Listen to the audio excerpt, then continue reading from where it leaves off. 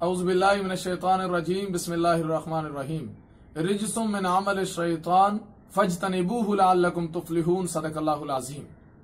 وطن تو آزاد ہو چکا ہے، دماغ و دل ہے غلام اب بھی، پیے ہوئے ہیں شراب غفلت یہاں پہ خاص و عام اب بھی، میرے اس میخانہ وطن کا وہی ہے کہنا نظام اب بھی، کسی پہ جام شراب جائز کسی پہ پانی حرام اب بھی، تیرا یہ نعرہ غلط ہے ساقی بدل دیا ہے نظام محفل، وہی شکستہ سی بوتلیں ہیں وہی ہے ٹوٹا سا جام اب بھی۔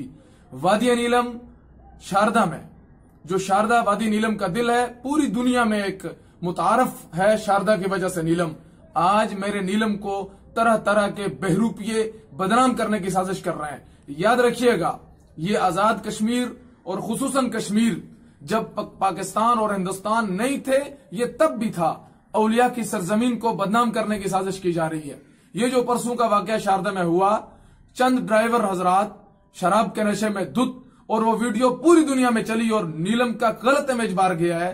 ارباب اقتدار سے میری گزارش ہے، خدا را آپ سے گزارش ہے کہ آپ اس پوری تحقیق تک جائیں، فارمیلٹیز صرف نہ کریں، یہ نہ ہو کہ تھوڑا سا کیا اور بات دب گئی، ایسا بالکل نہیں چلے گا۔ اب سازشیں عروج پہ چلی گئی ہیں اور نیلم کو ہم کھرا اور سچا دیکھنا چاہتے ہیں۔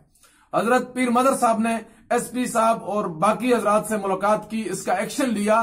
میں ارباب اقتدار سے گزارش کرتا ہوں کہ وہ اس کے سخت ایکشن لیں اور یہ نہ دیکھیں کہ یہ شراب صرف چند ڈرائیور تھے، نہیں بلکہ کون لے کر آیا، سرپرستی اس کی کون کرتا ہے، یہ نیلم میں کہاں کہاں جا رہی ہے اور نیلم کے نوجوانوں کو تباہ و برباد کیا جا رہا ہے۔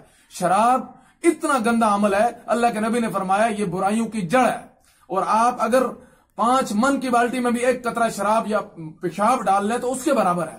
ہم نے اس برائی سے بچنا ہے، اپنے آنے والی نسلوں کو بھی بچانا ہے۔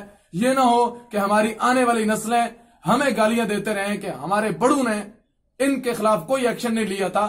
ایکشن لیں گے تو عبرت کا انجام وہ بنیں گے، تب معاشرہ سدھرے گا، ورنہ نہیں۔ وآخر دعوانا الحمدللہ رب العالمین۔